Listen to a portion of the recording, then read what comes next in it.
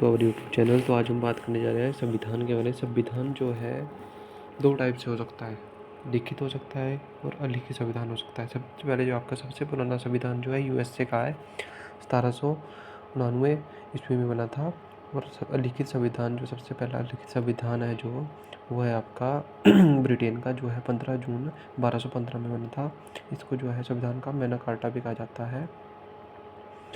और लिखित संविधान जो है आपका यूएसए, भारत, फ्रांस और पाकिस्तान का है। और अलिखित संविधान जो है आपका ब्रिटेन, कनाडा, न्यूजीलैंड, सऊदी अरब और इजराइल का है। सबसे छोटा संविधान जो आपका मोनाको का है शब्दों के आधार पर, जिसमें 3814 शब्द है। और आपका अनुच्छेद के आधार पर जो है सबसे छोटा संविधान जो है आपका यूएसए मतलब है अमेरिका का है, जिसमें 7 अनुच्छेद है और 7762 जो है शब्द है। सबसे नया संविधान जो है आपका क्यूबा का है, जो 2019 में बना है। और एशिया का सबसे पुराना संविधान जो है जापान का है, 1889 में बना है। इसको जो है मिजी संविधान के नाम से जाना जाता है। फादर ऑफ इंडियन कॉन्स्टिट्यूशन मतलब जो है भारतीय संविधान के पिता किसे कहा जाता है, बी आर अम्बेडकर को कहा जाता है। इंग्लिश में जो है इसका अनुवाद जो है प्रेम बिहारी नारायण राजदादा ने किया था। और अंतिम पेज पर इन्होंने अपने गुरु राम प्रसाद सक्सेना का नाम अंकित किया है। और हिंदी में जो है भारतीय संविधान का जो है अनुवाद जो है बसंत सिंह कृष्ण वैद्य ने किया है। ये शांति निकेतन के छात्र थे। इनके गुरु का नाम जो है अवनाथ नाथ टैगोर था।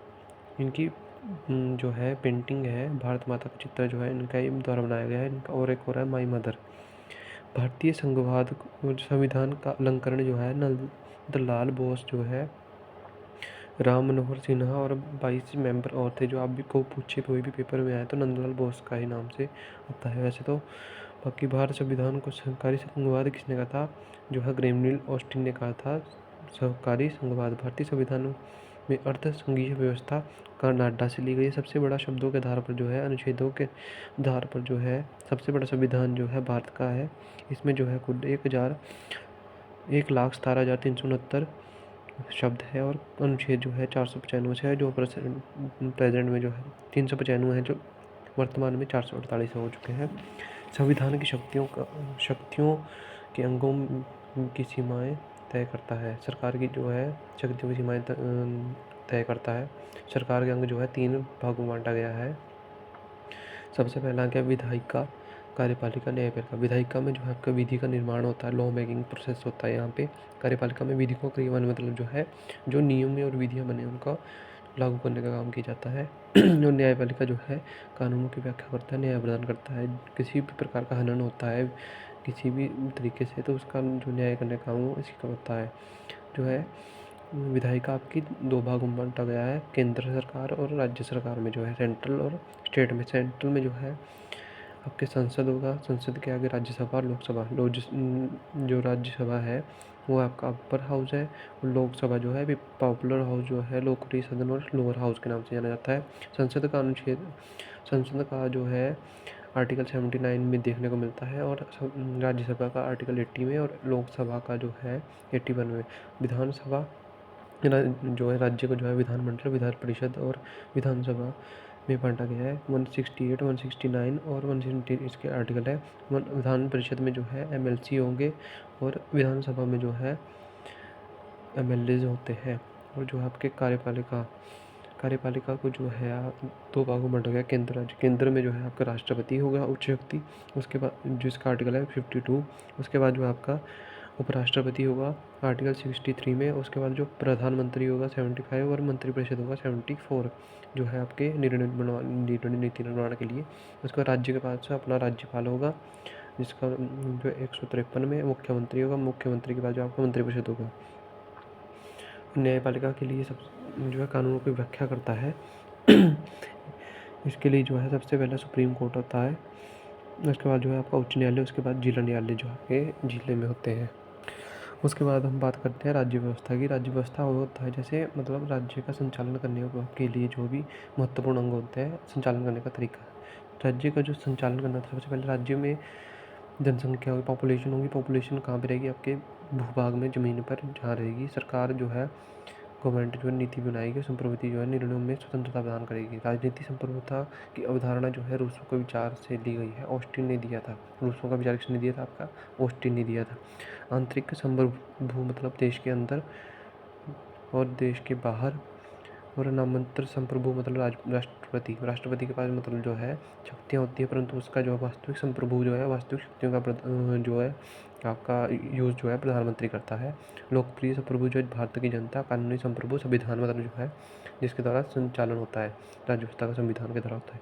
भारत के संविधान के जो है 3 अंग है: विधायिका, न्यायपालिका, कार्यपालिका। सरकार का अंग जो मतलब है नीतियों को कार्यान्वयन करता हुआ आपकी कार्यपालिका। न्याय के बीच जो है शक्ति के वितरण को क्या कहते हैं? हॉरिजॉन्टल है। सरकार की एकात्मक विशेषता क्या है? कि अखिल भारतीय सेवाएं प्रदान करता है। पूर्ण संप्रभु बिना किसी प्रतिबंध के तानाशाही करने वाले सम्राट को सर्वोत्तम रूप से कहा जाता है निरंकुश। मतलब अगर तानाशाही ना लिखा हो तो तानाशाही आएगा, अगर तानाशाही है तो उसके बाद आपका निरंकुश आएगा। तैयार करने वाला जो है लिखित संविधान तैयार करने वाला प्राचीन और लिखित संविधान कौन सा है? आपका ब्रिटेन का है।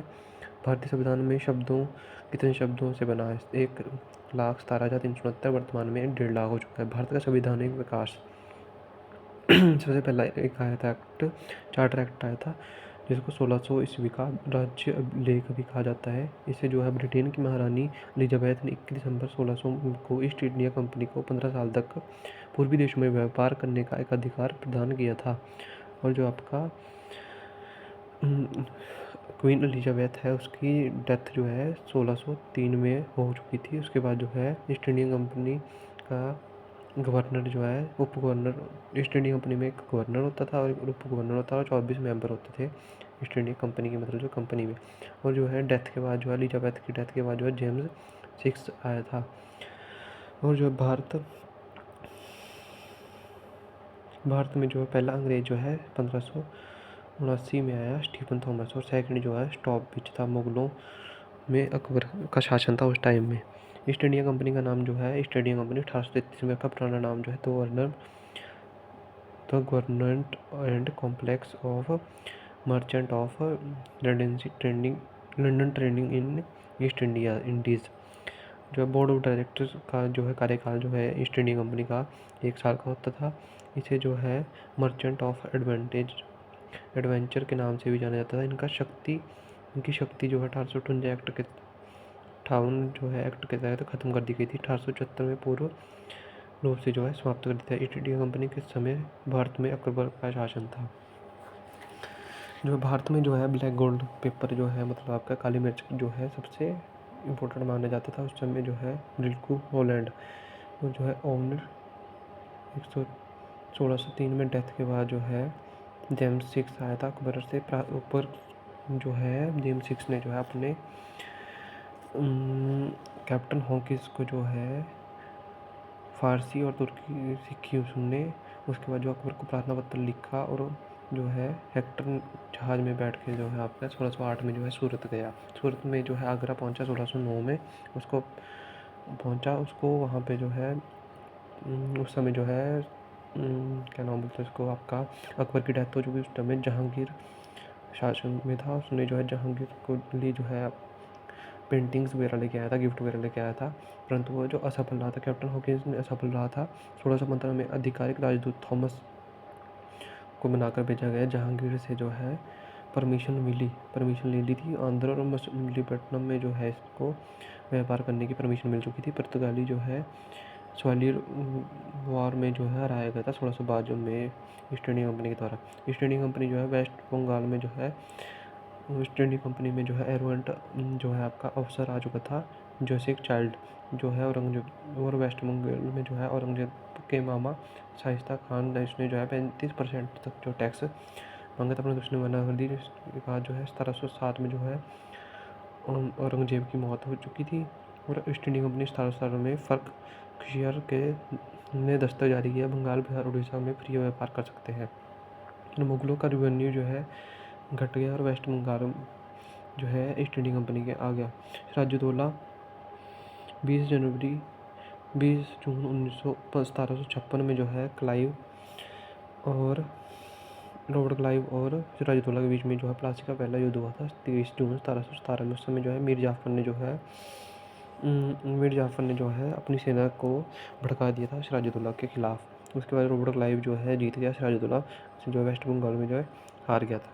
और बक्सर के युद्ध के बाद जो है 22 अक्टूबर 1766 में मीर कासिम और बंगाल के नवाब सिराजुद्दौला और अवध आलम के बीच और ईस्ट इंडिया कंपनी में जो है मुनेरों के साथ हुआ था। इसके बाद जो है राजस्व जो है ईस्ट इंडिया कंपनी को जाने लगा। 2 संधियाँ हुई थी, जिसमें 2 संधियाँ हुई। एक 12 अगस्त 1765 में शाह आलम जो है बंगाल के विरुद्ध औरंगजेब और उड़ीसा जो है की दीवानी का अधिकार दे दिया गया। ईस्ट इंडिया कंपनी को प्राप्त हुआ टैक्स वसूलने का अधिकार। और बंगाल मतलब उसके बाद आपको इनको जो है पूरा रेवेन्यू जो है ईस्ट इंडिया कंपनी को जाने लगा। और जो है न्यायिक और न्याय वगैरह की शिकायतों का जो प्रावधान उनको नवाब को दे दिया गया।